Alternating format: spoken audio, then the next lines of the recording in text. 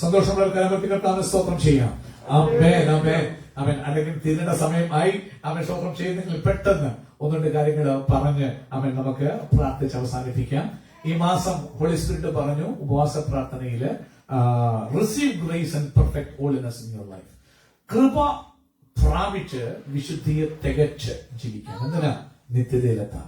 അവൻ സ്വന്തം ഈ മാസം മൊത്തം നമ്മൾ ചിന്തിക്കുന്നത് കൃപയിൽ കൂടി വിശുദ്ധീകരണത്തിലേക്ക് എത്താൻ നമ്മളെ തന്നെ നമുക്ക് ഏൽപ്പിച്ചു കൊടുക്കാം. അതിനാധാരമായി സങ്കീർത്തനം 84 അവൻ 11-12 ആദ്യം നമ്മൾ സംസാരിച്ചത്. അവിടെ എങ്ങനെയാ പറയുന്നത്? യഹോവ സൂര്യനും പരിചയം ആണ്. യഹോവ കൃപയും മഹത്വവും നൽകുന്നു. നോക്കൂ, നമുക്ക് സൂര്യനായി വെളിച്ചമായി നമുക്ക് പ്രൊട്ടക്ഷൻ ആയിരിക്കുന്ന ദൈവം നമുക്ക് കൃപ തരുന്ന ദൈവമാണ്. കൃപ തന്നാൽ അതിനോടുകൂടെ ഒരു കാര്യം കൂടെ വരും, മഹത്വം. മഹത്വം. അവൻ സ്വന്തം കൃപ തന്നാൽ ദൈവം നിന്നെ മഹത്വപ്പെടുത്തും. കൃപ. അവൻ അതുകൊണ്ട് പറയാൻ കർത്താവേ എനിക്ക് കൃപ വേണം. കൃപ. ഇന്ന് പകൽക്കാലം തല താണിരിക്കുന്ന ചിലര് ഇവിടെ ഇരിപ്പുണ്ട് ജീവിതത്തില്. എന്നാൽ കൃപ കർത്താവിനോട് കരയണം. കർത്താവ് കൃപ ഓൾറെഡി ഒന്നിച്ചു. കൃപ പ്രത്യേകിച്ച് ഉണ്ടാക്കേണ്ട കാര്യമൊന്നുമില്ല.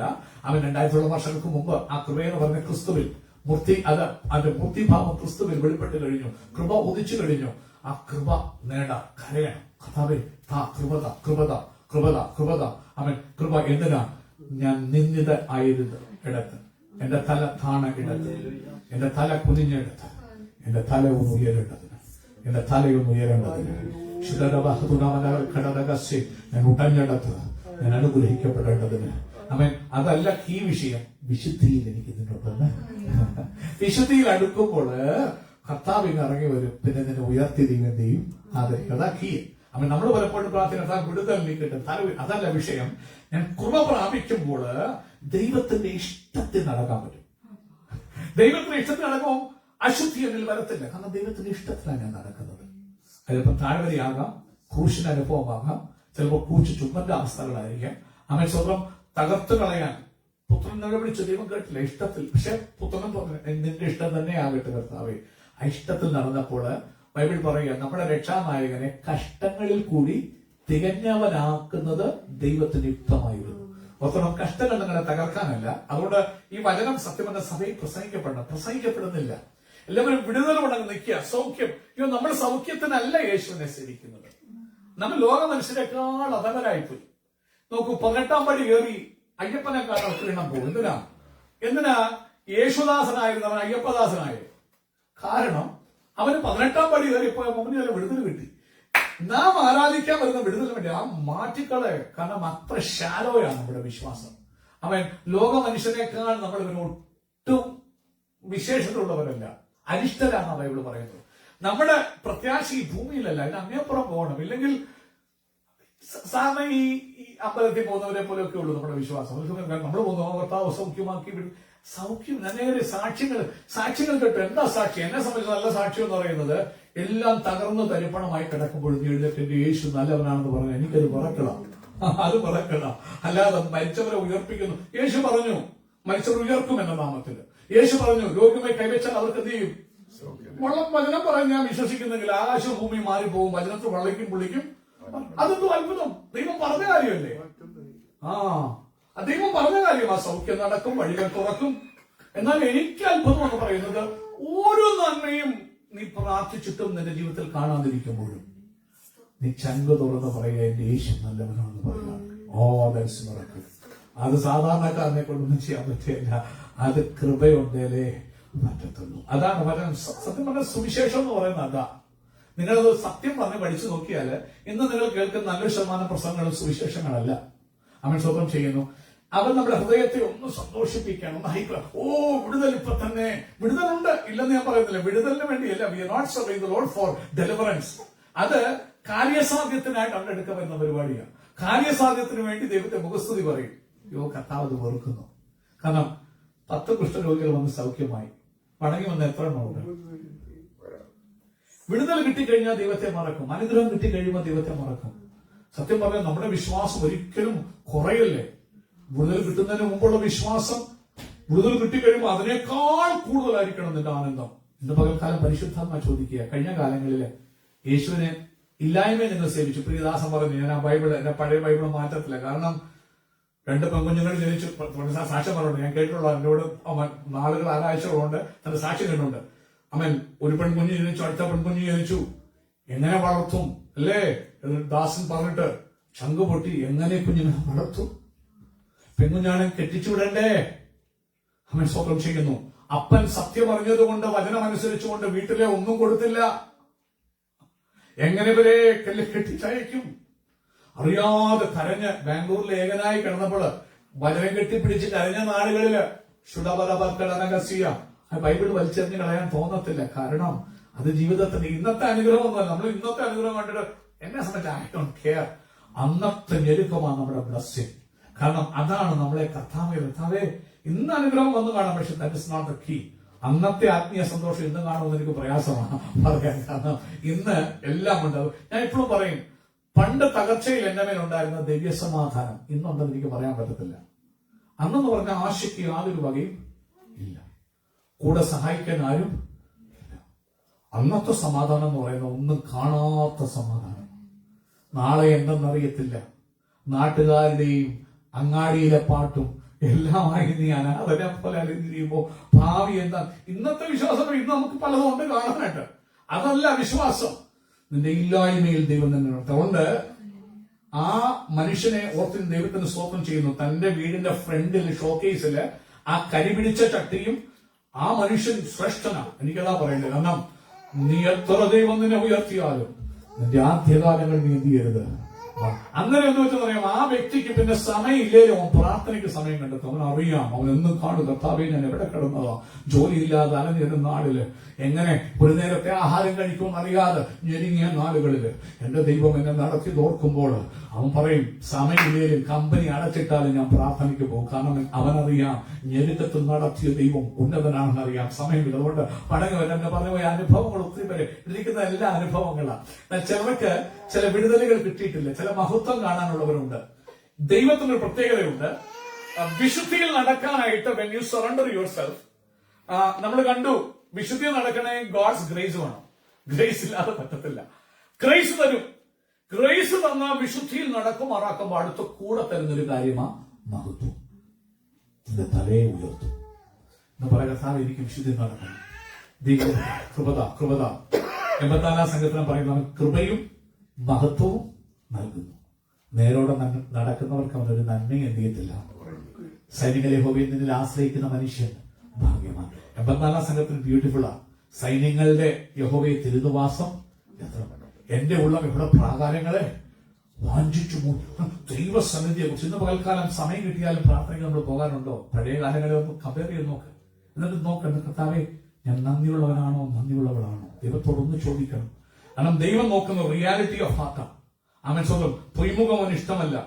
പച്ചയായ ഉള്ള കുറവ് ഉള്ളതുപോലെ തുറന്ന് സംബന്ധിച്ചാൽ കർത്താവ് നമ്മെ ഏറ്റെടുക്കുന്ന ഒരു ദൈവമാണ്. അവൻ നമ്മെ മടക്കി വരുത്താൻ കൃപ തരുന്ന ദൈവമാണ്. എന്ന് പറഞ്ഞ കർത്താവേ ഞാൻ പഴയ കാലത്ത് നിന്നെ സേവിച്ച പോലെ സേവിക്കുന്നു. ഇല്ലെങ്കിൽ ഇതാകുന്നു ഇന്ന് അവൻ റിപ്പന്റ് ചെയ്ത് മടങ്ങി വരാൻ പരിശുദ്ധം പറയാം. കാരണം ദൈവത്തിന് വലിയ പദ്ധതികളുണ്ട്. കേവലം സൗഖ്യങ്ങളും അനുഗ്രഹങ്ങളും മാത്രമല്ല, ദൈവം ചില ജീവിതങ്ങളെ നിന്നെ ഉപയോഗിച്ച് രൂപാന്തരപ്പെടുത്താൻ ദൈവത്തിന് കൊതിയുണ്ട്. നിന്റെ അനുഭവ സാക്ഷ്യങ്ങൾ കേട്ടിട്ട് ചില കർത്താവിലേക്ക് വരാൻ ദൈവത്തിന് കൊതിയുണ്ട്. മടങ്ങി വരാം. 84 സങ്കീർത്തനത്തിൽ ആ സങ്കീർത്തനം കൊതിക്കുക യഹോവയുടെ പ്രാകാരങ്ങളെ വാങ്ങിച്ചു മോഹിച്ചു പോവുകയാണ്. അവൻ സ്വന്തം ജീവനുള്ള ദൈവത്തെ നോക്കി ഘോഷിക്കുക. അവിടെ പറയുക, അവൻ കണ്ണുനീർ താഴ്വരയിൽ കൂടി കടക്കുമ്പോൾ അവർ അതിനെ എന്താക്കി മാറ്റും. കണ്ണുനീർ താഴ്വരയുണ്ട്. അവൻ മുൻമഴയാൽ അത് അനുഗ്രഹം പ്രാപിക്കും. മേൽക്കുമേൽ ദിവസത്തിൽ ചെന്നെത്തും. മൂക്കുപോകാൻ സമയമല്ലേ? ഓക്കെ. കാരണം ബത്തേൽ ചെല്ലുന്ന സമയം കഴിഞ്ഞപ്പോ പെട്ടെന്ന് അവൻ സ്വന്തം ചെയ്യുന്നു. മുമ്പോട്ട് പോകട്ടെ. അപ്പോ ഈ കണ്ണുനീർ താഴ്വരയിൽ കൂടെ കടക്കുമ്പോൾ ലോക മനുഷ്യന് ഡിപ്രഷനാണ്. എന്നാല് കൃപ പ്രാപിക്കുന്നവർക്ക് അത് എന്താണെന്നറിയാമോ? അവർ മേൽക്കുമേൽ എന്ത് ചെയ്യും? ബലം പ്രാപിക്കും. കണ്ണുനീർ താഴ്വര ഈ ലോകത്തിന് നിരാശയും തകർച്ചയുമാകുമ്പോൾ ഒരു ഭക്തന്, കൃപ ആസ്വദിക്കുന്നവന് അത് മേൽക്കുമേൽ, അത് ജലാശയമായി മാറും. കണ്ണുനീർ താഴ്വര ഒരു റിസർവയർ, ഡാമില്ലേ, ഡാം പോലെ ആകും. എന്തിനാ ഡാം ഇറിഗേഷന് വേണ്ടി, കൾട്ടിവേഷന് വേണ്ടി, എന്തിന് ഹൈഡ്രോ ഇലക്ട്രിക് പ്രോജക്ടിന് വേണ്ടി, കറണ്ട് വിദ്യുച്ഛക്തി ഉത്പാദിപ്പിക്കാൻ വേണ്ടി, പവർ ജനറേറ്റ് ചെയ്യാൻ വേണ്ടി. അവൻ കണ്ണുനീർ താഴ്വര നമ്മുടെ തകർച്ചയല്ല കേട്ടോ. അത് നിന്റെ റിസർവോയറോ, അത് നിന്റെ ഡാമാ. അതിൽ നിന്ന് പവർ നിനക്കുണ്ടാകണം, അതിൽ നിന്ന് കൃഷി നിനക്കുണ്ടാകണം. അവൻ ഓർത്തോണം, അവിടെയാ പറയുന്നത് എല്ലാവരും അവൻ മേൽക്കുമേൽ ബലം പ്രാപിക്കുന്നു, സിയോനിൽ എവിടെ ചെല്ലുന്നു, ദൈവസന്നിധി ചെല്ലുന്നു. തകർച്ചകളും കണ്ണുനീർ താണ്ടരിയും എന്നെ നിങ്ങളെ ഉടയ്ക്കാനല്ല, നീ കൃപ ഏറ്റെടുത്ത് അവനോട് അടുത്തു വരുമ്പോൾ അവൻ ബലം തന്നിട്ട് ഈ ഇഷ്ടത്തിൽ ദൈവം അനുവദിച്ച കഷ്ടതയുടെ താഴ്വരയാണ്, ആ ഇഷ്ടത്തിൽ കൂടി കൃപ ഏറ്റെടുത്ത് നടക്കുമ്പോൾ നീ വിശുദ്ധിയെ തികച്ച് കർത്താവിന്റെ അടുക്കൽ എത്താനിടയാകും. അവൻ തീത്തോസിന്റെ ലേഖനത്തിൽ അതിനെക്കുറിച്ച് പൗലോസ് പറയുന്നു. തീത്തോസിന്റെ ലേഖനം എടുക്കുമ്പോൾ 2-ാം അധ്യായം അതിന്റെ 11-ഉം 12-ഉം മലയാളത്തിൽ വായിക്കും. 11-ഉം 12-ഉം 13-ഉം 14-ഉം വായിച്ചാലേ നമുക്ക് മൊത്തം പിടികിട്ടത്തുള്ളൂ. സകല മനുഷ്യർക്കും രക്ഷാകരമായ ദൈവകൃപ ഉദിച്ചുവല്ലോ. അവിടെ പറയുക അവൻ സ്വന്തം സകല മനുഷ്യർക്കും രക്ഷാകരമായ ദൈവകൃപ ഉദിച്ചു. താഴോട്ട് വായിക്കും 14-ാം വാക്യത്തിലാണെന്ന് തോന്നുന്നത് പറയുന്നു, ഈ കൃപ നമ്മെ ശിക്ഷിച്ചു വളർത്തുന്നു. എങ്ങനെ ശിക്ഷിച്ചു വളർത്തുന്നു? അവൻ അൺഗോഡ്ലിനെസ്സിനോട് നോ, ഡിനൈ അൺഗോഡ്ലിനെസ്, അശുദ്ധിയോട് നോ പറയാൻ, ലോകമോഹങ്ങളോട് നോ പറയാൻ ഈ രക്ഷാകരമായ ദൈവകൃപ എന്നെ ശിക്ഷിച്ചു വളർത്തുന്നു. അവൻ അത് മർമ്മങ്ങൾ മനസ്സിലാക്കി കഴിഞ്ഞാൽ ഈ കൃപ, വിശുദ്ധി ജീവിക്കാൻ എനിക്ക് വേണ്ടത് കൃപ, ദൈവകൃപ തന്നാൽ മാത്രം. അവൻ സ്വന്തം മുമ്പോട്ട് പോയിട്ട് 4 പോയിന്റ് പെട്ടെന്ന് പറഞ്ഞുവിടാം. വിശുദ്ധിയുടെ അടിസ്ഥാനം എന്ന് പറയുന്നത് എന്താണെന്നറിയാമോ? കൃപയാണ്. കാരണം കൃപയാലല്ലോ നിങ്ങൾ വിശ്വാസം മൂലം. ഈ കൃപയുണ്ടേലേ വിശ്വാസം ഉള്ളിലേക്ക് എന്ത് ചെയ്യത്തുള്ളൂ. അതിന് പ്രവൃത്തി കാരണമാണോ? നീ വന്ന് വിശ്വസിച്ചതോ ഞാൻ വചനം കേട്ട് ഏൽപ്പിച്ചു? കൃപ, ഗ്രേസ്, ഗ്രേസ്, കൃപയാലാണ് ശരിയാ വിശ്വാസം വന്ന് ഞാൻ വിശ്വസിച്ചു. കാരണം കൃപയാ. വിശുദ്ധിയുടെ അടിസ്ഥാനം കൃപയാ. ശുദ്ധമനകടരക. Grace is what makes holiness possible. തലകുത്തി മറിഞ്ഞ് ഞാൻ വിശുദ്ധനാകാൻ നോക്കിയാലും നടക്കത്തില്ല, വീണ്ടും തെറ്റിയും. വിശുദ്ധി കൊതിച്ച ദാവീദ് പൊളിഞ്ഞു പാളീഷായി അല്ലേ? വിശുദ്ധി വിശുദ്ധി എന്ന് പറഞ്ഞു. കർത്താവേ ദോഷം ഹൃദയത്തിന്റെ നിഷ്കളങ്കതയനുസരിച്ച് മറുപടി തരും. വിശുദ്ധി കൊതിച്ചവനാണ് ദാവീദ്. പക്ഷെ കാര്യം ജീവിതം പാളിഷായി. നിന്റെ പ്രവൃത്തി കൊണ്ട് വിശുദ്ധിയെ തേക്കാൻ പറ്റില്ല. കൃപ വേണം, കൃപ, കൃപ. നമ്മൾ നോക്കണം അടുത്തത്. According to the scripture no one can achieve holiness by their own strengths or works. നിങ്ങളുടെ കൃപ കൊണ്ടോ നിങ്ങളുടെ പ്രാർത്ഥന കൊണ്ടോ ഞാൻ ഉപയോഗിച്ചുകൊണ്ടോ പറ്റത്തില്ല. Holiness begins with God's gracious action. ദൈവം കൃപ കാണിച്ചില്ലെങ്കിൽ നമ്മളൊക്കെ ഈ ഹൃദയം കഠിനപ്പെട്ട ദൈവത്തിൽ നിന്ന് അകന്നു പോകും. കൃപ തന്നാൽ മാത്രമേ പറ്റൂ. ഇന്ന് പറയാം, കർത്താവേ എനിക്ക് കൃപ വേണം, ഇല്ലെങ്കിൽ ജഡമാ. ശരിയാ, എന്നെ പണ്ട് കാലത്ത് ഞാൻ കൃപയിൽ ആശ്രയിച്ചു. എന്നാൽ ഇന്ന് ഞാൻ കൃപ വിട്ട് എനിക്ക് ചിലതായി കഴിയുമ്പോൾ എന്റെ കഴിവുകൊണ്ട് ഓടിയെന്ന് ഞാൻ വിചാരിച്ചെന്ന് ഞാൻ അകന്നു പോകും. കൃപ ഇടയാകല്ലേ, എന്റെ ദൈവമേ ഇടയാകല്ലേ. ഉദാഹരണം പറയാം, I don't have time much. കാരണം എഫെസ്യ ലേഖനത്തിൽ 2 കൃപയാലുള്ള വിശ്വാസം രക്ഷിക്കപ്പെട്ടത്. തീത്തോസ് 2:11 നമ്മൾ പറഞ്ഞു കഴിഞ്ഞു ഓൾറെഡി. നോക്കൂ, ബൈബിൾ പറയുന്നു ഉൽപ്പത്തി പുസ്തകത്തില് നോഹയ്ക്ക് യഹോവയുടെ കൃപ. അത് കഴിഞ്ഞിട്ടാണ് വാക്യം വരുന്നത്, നോഹ തന്റെ തലമുറയിൽ നീതിമാനും നിഷ്കളങ്കനും അവൻ ആയിരുന്നു. പിന്നെ നോഹ ദൈവത്തോടു കൂടെ. ആദ്യം വന്നത് എന്താണെന്നറിയാമോ? കൃപ. അപ്പൻ ജനിച്ചപ്പോൾ, അമ്മയും അപ്പനും ഒക്കെ ജനിച്ചപ്പോൾ ഈ കഷ്ടതയും ദൈവം ശപിച്ച ഈ ഭൂമിയിൽ, കഷ്ടതകളുള്ള ഈ ഭൂമിയിൽ ഇവൻ ഞങ്ങളെ ആശ്വസിപ്പിക്കുന്നവനാ നോഹയ്ക്ക് പേര് നോഹയെന്നിട്ടത്. പേരിട്ടുകൊണ്ട് നോഹയാകണമെന്നില്ല, കൃപ കിട്ടിയാലേ പറ്റും. കൃപ കിട്ടിയപ്പോൾ ഉണ്ടോ അവൻ നീതിമാനായി തീർന്നു. ഇന്ന് പകൽക്കാലം കർത്താവേ എന്റെ പ്രവൃത്തി കൊണ്ടോ ഞാൻ പഠിച്ചു വെച്ച അറിവുകൊണ്ടോ ഒന്നും എനിക്ക് ബൈബിൾ കാണാതെ പഠിച്ചൊന്നും ഒന്നും പറ്റില്ല. കൃപതാപ്പാ, കൃപതാ, കൃപതാ, കൃപതാ. കാരണം എനിക്ക് നീതിമാനാകണം, എനിക്ക് നിഷ്കളങ്കനാകണം, എനിക്ക് അവൻ സ്വന്തം നിന്നോട് കൂടെ അല്ലേ കൂടെ നടക്കണമെങ്കിൽ വിശുദ്ധി ഇല്ലാതെ ദൈവത്തോട് നടക്കാൻ ആർക്കും പറ്റുമോ? അതാ കൃപ ലഭിക്കുമ്പോൾ. കൃപയാണ് വിശുദ്ധ അവസാനം. ഇനി പെട്ടെന്ന് ഒന്ന് പറയാം. അതുകൊണ്ട് ദൈവത്തിന്റെ ഇഷ്ടം ചെയ്തു. ദൈവം തന്റെ ഇഷ്ടം അവനെ അറിയിച്ചു. പെട്ടകം പണിതു. ഒരു ദിവസം പറ്റത്തിലായിരുന്നു, 100-ൽ പരം വർഷം എടുത്തു. എന്നാലും ഇഷ്ടം ചെയ്തു. കൃപയാ. ലോകത്തിൽ എത്രയോ മനുഷ്യരുണ്ടാകും, ഇത് 100 വർഷം 110 വർഷത്തിൽ പ്രസംഗിച്ചു. നീ പ്രസംഗി ഒരുത്തം പോലും കേട്ടിട്ട് ഈൽഡ് ചെയ്തില്ല. കൃപയാ നോഹയ്ക്ക് കിട്ടിയത്. നോഹയുടെ മക്കളും എന്ത് ചെയ്തു? പെട്ടകത്തിൽ കയറി. അവരുടെ മരുമക്കളും വന്നു. കാരണം എന്താ? കൃപയാ. ഇന്ന് പകൽക്കാലം മക്കളോടൊപ്പം നീ ആരാധിക്കുന്നെങ്കിൽ, മരുമക്കളോടൊപ്പം ആരാധിക്കുന്നെങ്കിൽ, കൊച്ചുമക്കളോടൊപ്പം ആരാധിക്കുന്നെങ്കിൽ കൃപയാ. കൃപ, കൃപ, കൃപ. പക്ഷെ ഒരു കാര്യം പറയാം, കൃപയുടെ ലഭിച്ച നോഹയെ ദൈവം ഓർത്തു. ദൈവം നോഹയെ ഹോണർ ചെയ്തു. അവൻ 8-ാം അധ്യായം 1-ാം വാക്യം തോന്നുന്നു 30-ൽ യഹോവ നോഹയെ എന്ത് ചെയ്തു? ഓർത്തു. കൃപ തരുമ്പോൾ നിന്നെ ഓർക്കും. God will remember you. പല കാലത്തും ലോകം നിന്നെ മറന്നുപോയ സാഹചര്യങ്ങൾ ഇന്ന് പകൽക്കാലം ഒത്തിരി പ്രശ്നം വരിക. മൊർദെഖായി ചെയ്തതൊക്കെയും ആരും എന്ത് ചെയ്തില്ല? ഓർത്തില്ല. കഴിഞ്ഞ കാലങ്ങളിൽ നീ ദൈവത്തിന് വേണ്ടി നിന്നതിന് നിനക്ക് ആദരവധിയും വെച്ചിട്ടുണ്ട്. പക്ഷെ പലരും നിന്നെ മറന്നുപോയി. അതിന് പല കർത്താവേ കൃപ തന്നിട്ട് നിന്നോട് അടുക്കാൻ കൃപത തരുമ്പോൾ ദൈവം ഒരു കാര്യം ചെയ്ത് നിന്നെ ഓർക്കും. നോഹയെ ഓർത്തു, വെള്ളം താഴ്ത്തി, കാറ്റടിപ്പിച്ചു. അവൻ മഴവില്ല് കവനന്റിന്റെ നിത്യനിയമത്തിന്റെ. അതുകൊണ്ട് യെശയ്യാപ്രവചനം 54-ാം അധ്യായം 10-ാം വാക്യം അവൻ സ്വന്തം കുന്നുകൾ മാറിപ്പോകും, പർവ്വതങ്ങൾ ഇത് നോഹയുടെ കാലങ്ങൾ പോലെ വെള്ളങ്ങൾ പോലെ എന്ന് യഹോവ പറഞ്ഞു പറയുക. പർവ്വതങ്ങൾ മാറിപ്പോകും, കുന്നുകൾ നീങ്ങപ്പോൾ എന്റെ ദേഹം നിന്നെ വിട്ട് നീങ്ങത്തില്ല. എന്റെ സമാധാന നിയമം കവനന്റ് നിന്നെ വിട്ട് മാറുകയില്ല. മാത്രമല്ല നോഹയെ അനുഗ്രഹിച്ചിട്ട് പറഞ്ഞു, ഇനി ഭൂമി മൊത്തം വാഴുന്ന നീയാ. നീ വളർന്ന് അല്ലേ, ഭൂമി മുഴവും ഉടമയായിട്ട് അവൻ മാറി. ആരോരും അറിയാത്തൊരു നോഹ, ലോകം കളിയാക്കിയ പ്രാന്തനായ നോഹ. കാരണം മഴ പെയ്യാത്ത കാലത്ത് മഴ പെയ്യുമെന്ന് പറഞ്ഞ് വെള്ളപ്പൊക്കം എന്ന് പറഞ്ഞ നോഹയെ ഭൂമി മൊത്തം അവകാശമാക്കാൻ ഉയർത്തി. ഇനി ഒരു കാര്യം, കൃപ വിട്ടു പോകല്ലേ ഉയർത്തുമ്പോ. ആരാധനയൊക്കെ നേരത്തെ ഉണ്ടായിരുന്നു, എന്നാൽ അനുഗ്രഹം വന്ന് ഭൂമി മൊത്തം കൈവശമാക്കി കളഞ്ഞപ്പോൾ പിന്നെ പുള്ളി ഹസ്ബൻഡ്മാനായി മാറി, അല്ലെങ്കിൽ അവൻ സ്വന്തം കൃഷിക്കാരനായി മാറി. നിനക്ക് ജോലി തരും, അനുഗ്രഹം തരും, ദൈവത്തിന്റെ കൃപ വിട്ട് നീ ഓടല്ലേ. നോഹ കൃഷി ചെയ്യാൻ തുടങ്ങി. പണ്ട് കൃപയിൽ നടന്നവനാണ് നോഹ. നീതിമാനായിരുന്നു, നിഷ്കളങ്കനായിരുന്നു, ദൈവത്തോട് കൂടെ. ഇപ്പം ഭൂമി മൊത്തം അവകാശമാക്കി കഴിഞ്ഞപ്പോഴോ കൃഷി തുടങ്ങി, മീനുണ്ടാക്കാൻ തുടങ്ങി, കുടി തുടങ്ങി. കൃപ വിട്ടു പോകല്ലേ.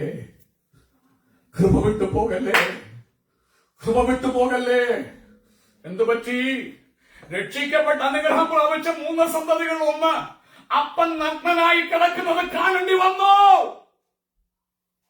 കൃപ ലഭിച്ച നോഹേ നഷ്ടപ്പെടുത്തരുത്, മടങ്ങി വരാൻ പരിശുദ്ധമ്മ പറയുക. ബൈബിൾ പറയും എന്ത് പറ്റി? സ്വന്തം അപ്പൻ മോനെ ശപിച്ചു. എന്തൊരു നാണക്കെട്ട അവസ്ഥയാ. ഹടകാലകഥന മനകതൽക്കടന. കൃപ വലിയൊരു വിഷയമാണ്. കൃപയില്ലെങ്കിൽ പറ്റത്തില്ല. അപ്പൊ കൃപയാണ് ഫൗണ്ടേഷൻ. അടുത്തത്, കൃപ തരുന്നത് എന്തിനു വേണ്ടിയെന്നറിയാമോ? കൃപയുടെ ഗോൾ വിശുദ്ധിയിലേക്ക് നീ എത്താൻ വേണ്ടി. കൃപ എന്ന് ചുമ്മാ സ്വന്തം അനുഗ്രഹം തരാൻ വേണ്ടിയല്ല. വിശുദ്ധി. എന്താ വിശുദ്ധി? ദൈവത്തിന്റെ ഇഷ്ടത്തിൽ. അത് കഷ്ടതയാണെങ്കിലും കൈപ്പാണെങ്കിലും കർത്താവിനോടൊപ്പം നടക്കാൻ. ഹല്ലേലൂയ. റോമാലേഖനത്തിൽ പറയുന്നു, കൃപ പരികേണ്ടതിന് പാപം ചെയ്തുകൊണ്ടിരിക്കുന്നു. കൃപ നിനക്ക് തന്നത് വിശുദ്ധിയിലേക്ക് അടുക്കാൻ, ദൈവത്തിന്റെ ഇഷ്ടത്തിനകത്ത്. എനിക്ക് കൂടുതൽ ഇഷ്ടം ചെയ്യണം. എത്ര നിന്നെ മഹത്വം വർദ്ധിപ്പിക്കുമ്പോൾ എത്ര കൂടുതൽ ഇഷ്ടം ചെയ്യാനായിട്ട് നീ അടുത്തു വരണം. നോഹ അകന്നു പോയി. വരല്ലേ പ്രിയമുള്ളവരെ, മടങ്ങി വരാം. അടുത്തത് 1 പത്രോസ് ലേഖനത്തില് അവൻ പറയുന്നു, 1:15-16 വായിക്കുമെന്ന് വായിച്ചാട്ടെ. 1 പത്രോസ് 1:15-16.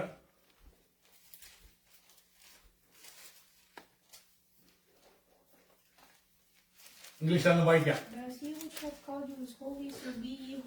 നിങ്ങളെ വിളിച്ച വിശുദ്ധനൊത്തവണ്ണം നിങ്ങളും വിശുദ്ധർ ആകുവിൻ.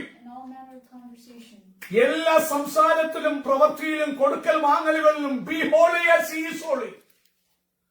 കൃപ തന്നതിന്റെ ലക്ഷ്യം വിശുദ്ധീകരണത്തിന് വേണ്ടി. സമയമില്ല, അങ്ങോട്ട് പോവുക. അടുത്തത്, കൃപ കിട്ടുമ്പോൾ തീത്തോസ് പറയും, ഇത് ഞങ്ങളെ ഉപദേശിക്കും, പോകുന്ന വഴി കാണിക്കും,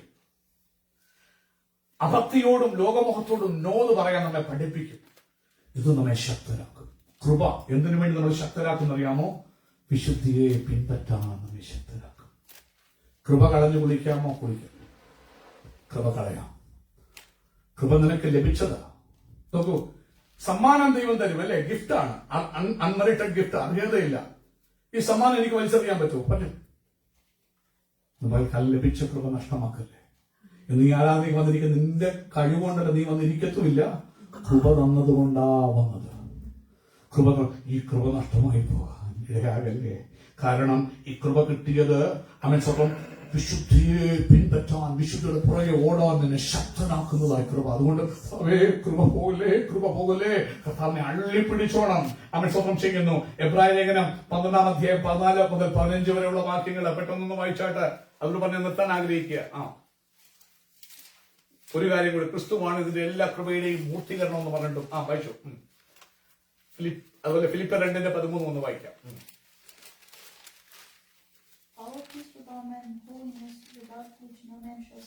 നോക്കൂ, ശുദ്ധീകരണം കൂടാതെ ആരും ആരെ കാണുന്നില്ല, ദൈവത്തെ കാണുന്നില്ല. അങ്ങനെയാണ്. നോക്ക്, ഹാനോക്ക് ദൈവത്തോടു കൂടെ നടന്നു എന്നല്ലേ പറയുന്നേ. വിശ്വാസം ഹെബ്രൂ 11 വായിക്കുമ്പോൾ ഹാനോക്ക് വിശ്വാസ വീരന്മാരുടെ പട്ടികയിൽ ഹാനോക്കിനെ കുറിച്ച് പറയും. വിശ്വാസത്താൽ ഹാനോക്ക് ദൈവത്തോട് കൂടെ എന്ത് ചെയ്തു? ഈ വിശ്വാസം ഉണ്ടെങ്കിൽ എന്ത് വേണം? കൃപയാണ് അടിസ്ഥാനം. അപ്പൊ കൃപയാലാണ് ഹാനോക്ക് വിശുദ്ധിയെ തികച്ചിട്ട് അവർ രണ്ടുപേരും ഒരുമിച്ച് നടന്നു. പിരിയാൻ ദൈവത്തിന് മടി. വിവാഹിതനാണെന്ന് ഓർത്തോണം. ചിലപ്പോ മാരീഡ് ലൈഫ് പറ്റും. ഏലിയാവ് സ്വർഗത്തിൽ പോയി കഷ്ടപ്പെട്ടാ പോയി.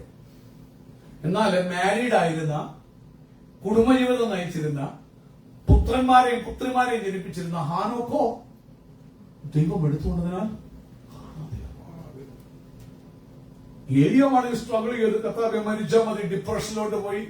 ദൈവം തട്ടി എഴുന്നേൽപ്പിച്ച് അവനെ അടയം കൊടുത്ത് 40 രാവ് 40 വരെ ഓടിപ്പിച്ച് എന്നിട്ടും ഒരു ഗുഹയ്ക്കകത്ത് കയറി അവിടെ പോയി കിടന്ന മാണ്ട് കിടന്ന ഏലിയാവെ നിനക്ക് ഇവിടെ 8 കാലം തട്ടി എഴുന്നേൽപ്പിച്ച് വീണ്ടും പിന്നെ അവനെ നടത്തി അവസാനം സ്വർഗത്തിൽ കൊണ്ടുപോയി.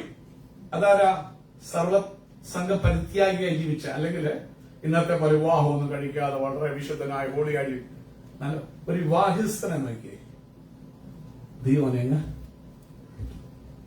ഒരിക്കലും ചിന്തിക്കല്ലേ കുടുംബജീവിതം വിശുദ്ധ ജീവിതം തടസ്സമാണല്ല. കൃപയുണ്ട്. ഏത് ഹാനോക്കിന് വലിയ പ്രശ്നമുണ്ടായിരുന്നു. ഭാര്യ ഖനം ബൈബിൾ പഠിപ്പിക്കുന്നു, പൗലോസ് പറയുന്നു, എന്റെ കൂട്ടായിരുന്നാൽ കൊള്ളാം, പക്ഷെ കുടുംബസ്ഥനാണെങ്കിൽ ഭാര്യയെ പ്രസാദിപ്പിക്കണം, ഭാര്യയുടെ ഇമോഷൻസ് നോക്കണം, അവരുടെ വീട്ടുകാരുടെ ഇമോഷൻസ് നോക്കണം. പ്രയാസമാ.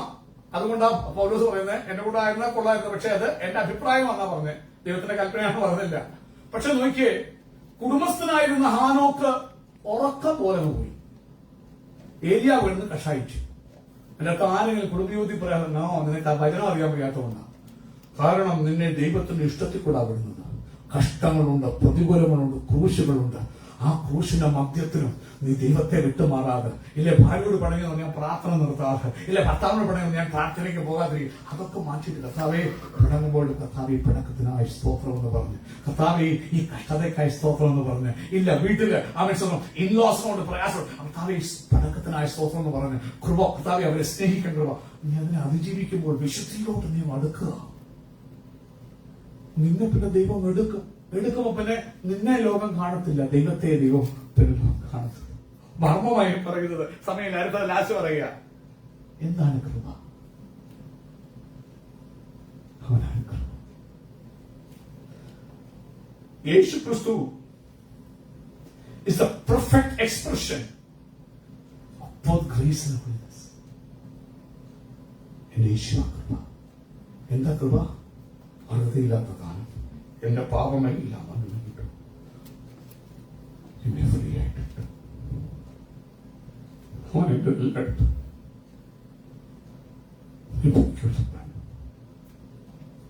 ചുമ്മാ കൂടുതല വിശുദ്ധനാക്കിപ്പെട്ടു. അശുദ്ധിയെല്ലാം മാറ്റി പിതാവിന്റെ സന്നിധി പോയിട്ട് രാപകൽ എന്നെയും നിങ്ങളെയും അക്യൂസ് ചെയ്യുന്ന അക്യൂസർ ഉണ്ടല്ലോ, അപവാദി. അവൻ വന്ന് അപവാദം പറയുമ്പോ അപ്പന്റെ വലത്തുഭാഗത്ത് നിന്ന് കൃപ പറയുക, എന്റെ ചോര ഓർക്കണേ, എന്റെ ചോര ഓർക്കണേ. കൃപയുടെ മൂർത്തിഭാവമാണ് ക്രിസ്തു. ഇന്ന് പകല് നമ്മുടെ കഴിവും മുടുക്കും കൊണ്ടല്ല പോകുന്നത്, പിതാവിന്റെ വലത്ത് ഭാഗത്തിൽ നിന്ന് കർത്താവേ, അഴികൻ ഓർക്കാതെ ആഴമാരായത്, അവൻ എന്നെ വിശ്വസിച്ചു, അവൻ എന്നെ സ്നാനത്തിൽ ധരിച്ചു, അവൻ ലോകത്തിന്റെ പരിഹാസം നോക്കാതെ, നാട്ടുകാരുടെയും വീട്ടുകാരിൽ നിന്ന് ഭയക്കാതെ, നാട് വിട്ട് വീട് വിട്ട് നാമതയെ കൂട്ടം വിട്ട് എന്റെ പുറകെ അവൻ ഇറങ്ങി തിരിച്ചപ്പോഴപ്പാ ചെറിയ കുറവുണ്ടേലും എന്റെ ചോരയോർക്കണേ, എന്റെ ചോരയോർക്കണേ എന്ന് പറയുമ്പോ പിതാവ് താഴേക്ക് നോക്കുമ്പോൾ പിശാച് കണ്ടില്ല. അവൻ പിശാച് പിതാവ് എന്തോ പിശാച് പറയുന്നത്, ഞാൻ എന്റെ പുത്രന്റെ ചോരയില്ലാതെ നിന്റെ പാപം രക്താംബരം പോലെ കണ്ടിച്ചു പോയിരുന്നാലും ഇമ്മപ്പോലെ എന്ത് ചെയ്യും? യഥാ വിശുദ്ധി വിശുദ്ധി ഞാൻ ചെയ്തതാണോ? വരുവേ നമുക്ക് തമ്മിൽ വാദിക്കാം.